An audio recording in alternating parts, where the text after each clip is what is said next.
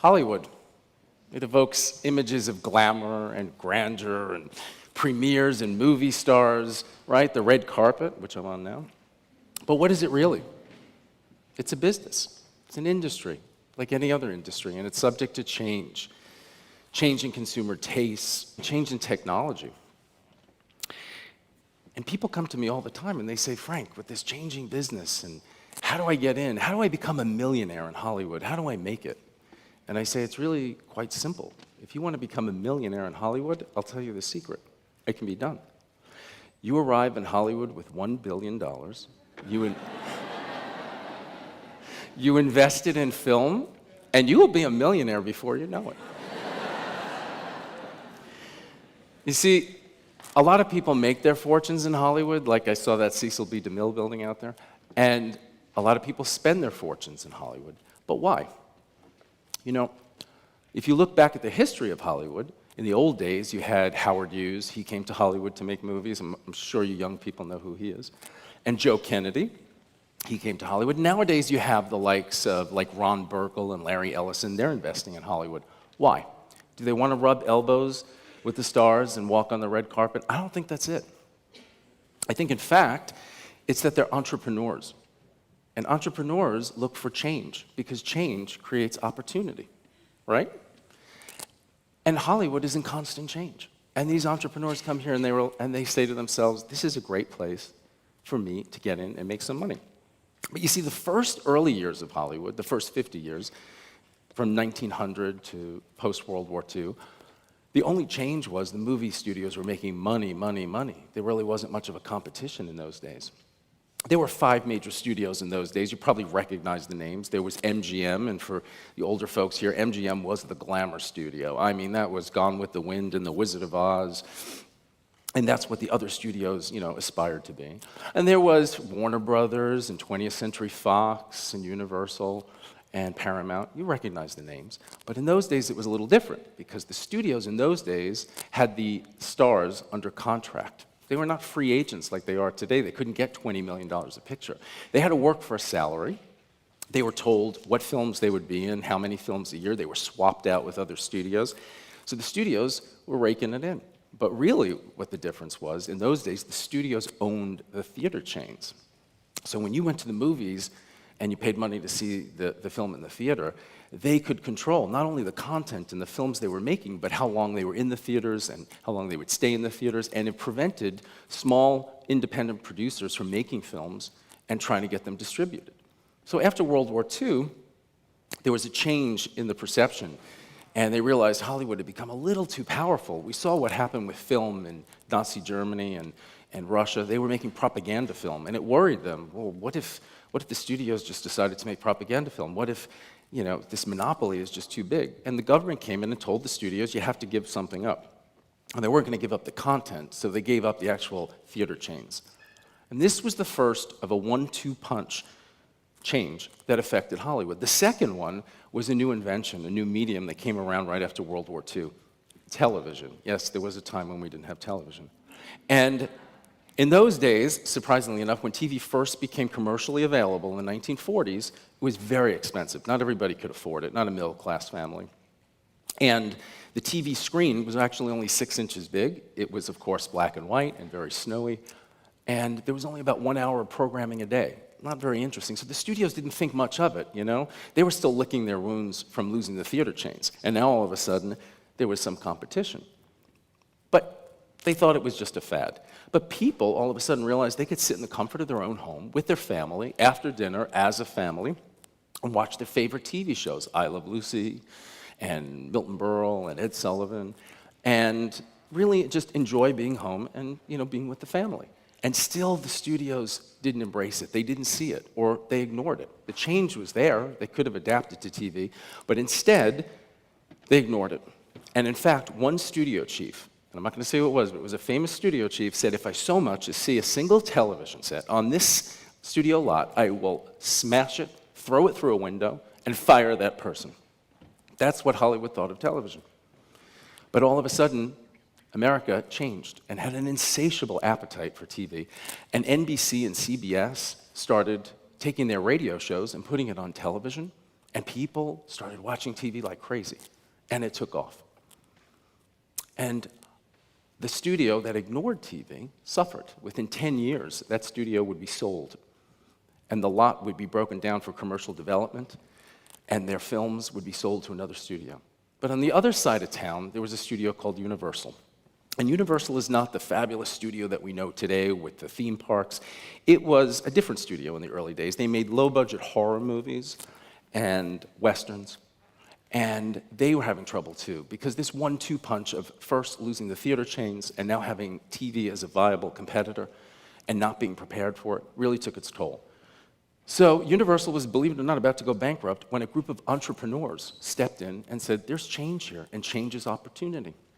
They bought Universal for 10 cents on the dollar, and what do you think the first thing they did was? Create a studio tour? No, that came later. The first thing they did was embrace television, the thing that put all the studios almost out of business. They embraced it. Universal became the premier television producer for Hollywood. They utilized the backlot to make westerns for television, like Bonanza and those kind of shows. And then the sound stages, they weren't using them for film, so they utilized the sound stages to make sitcoms and things like that. And all of a sudden, within a 10-year period, the studio that wasn't taken seriously in town became a powerhouse. And the studio that was considered the glamour house ceased to exist in a big studio kind of way. So you see, change had come. And you wonder, if these studio chiefs were there and they had all this money and it was a fruitful time, why didn't they embrace it? Because the truth is, change is hard. It comes with decisions.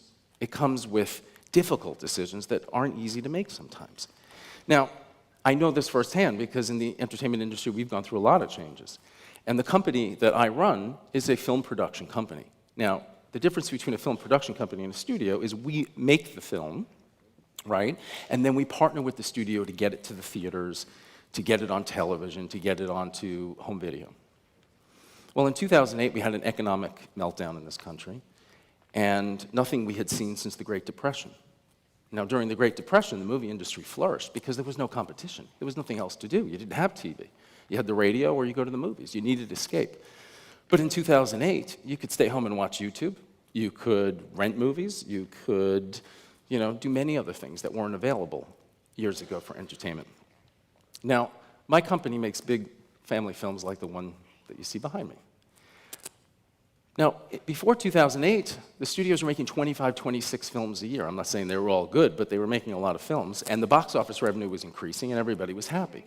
But when the economic downturn happened, all of a sudden, box office revenue started to go down. And the studios now, no more privately held, but all publicly traded, reacted very quickly. And what they did was, they said, okay, let's cut down production. Let's release less films. So the studios went from doing 25, 26 films each a year down to 8 or 10 films. Now, if you're a producer of films like my company is, and you're counting on the studios to buy those films, and they're buying a third less films, where does that leave you? Here, change presented itself. And I had to make a quick decision. How can my company continue to flourish and be viable in an industry that's changed so quickly? And it meant making very difficult decisions.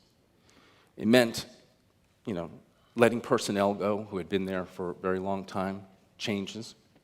It meant going to the studios and saying to them, instead of us spending money and developing our films and bringing them to you, why don't you show me of the 6 films you're releasing this year, which ones you think are a good fit for a family brand like ours, and let's partner with you. We'll help you create the vision, and we'll invest in your films.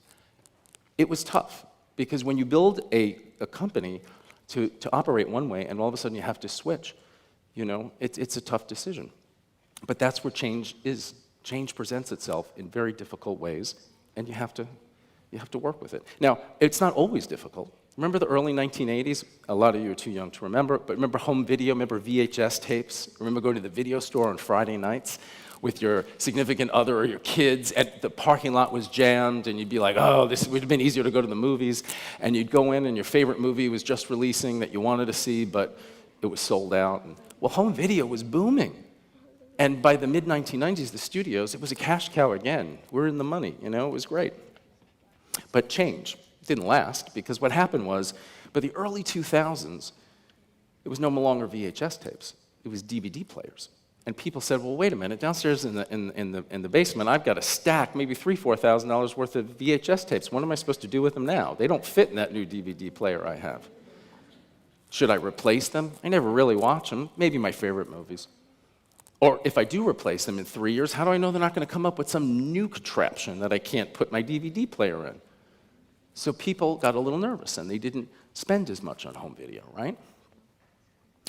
And then 2008, the economic downturn, and change comes again. And the industry stopped because the cash cow stopped. You know, home video dropped 30%, and all the mom and pop video stores, remember those? They disappeared. Now you see empty spaces in those little mini malls as we drive by. And even companies like Blockbuster started to disappear because people weren't renting movies on a Friday night as much. Change. But companies stepped in, entrepreneurs stepped in. Netflix, Amazon, Hulu, what did they see? They saw opportunity.